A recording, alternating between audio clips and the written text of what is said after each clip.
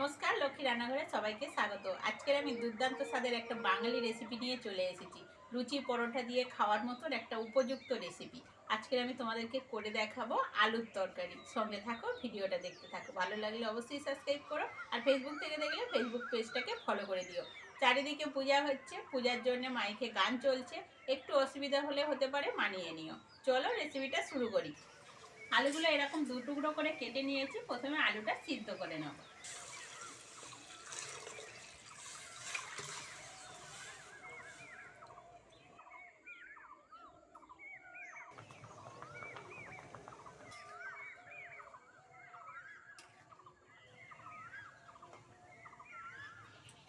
আলু সিদ্ধ হয়ে গেছে, আলুগুলো জল থেকে তুলে নেব।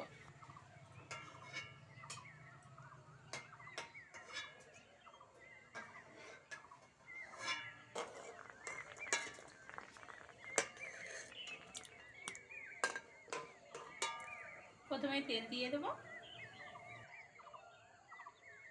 ফোড়নের জন্য নিয়েছি দুটো তেজপাতা, দুটো শুকনো লঙ্কা, গোটা জিরে দিয়ে দেব।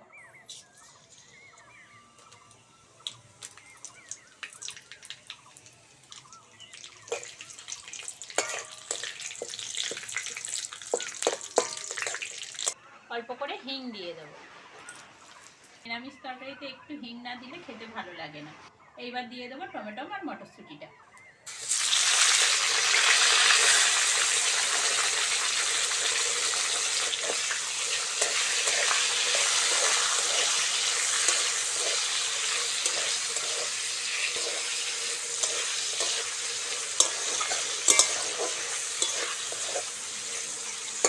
এবার মশলাগুলো দিয়ে দেবো। জিরে গুঁড়ো, হলুদ, গরম মশলা আর রেড চিলি পাউডার, আর চিনি আর লবণ দিয়ে দেবো।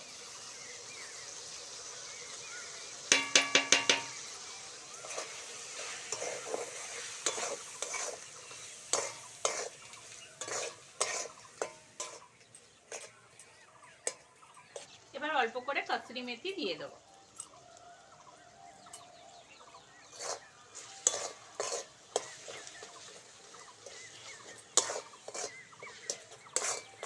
মশলাটা ভালো করে কষে নিয়েছি, মশলা থেকে তেল ছেড়ে দিয়েছে।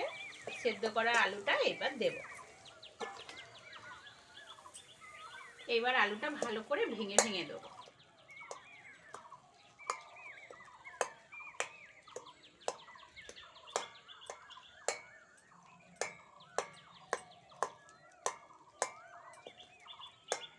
আমি তো খুন্তি দিয়ে ভেঙে ভেঙে দিচ্ছি, তোমরা চাইলে হাত দিয়েও ভেঙে ভেঙে দিতে পারো।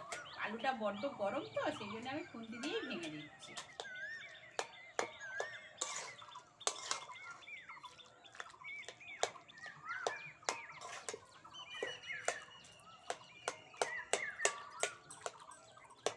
মশলার সঙ্গে ভালো করে কষে নিয়েছি, এইবার জল দিয়ে দেবো।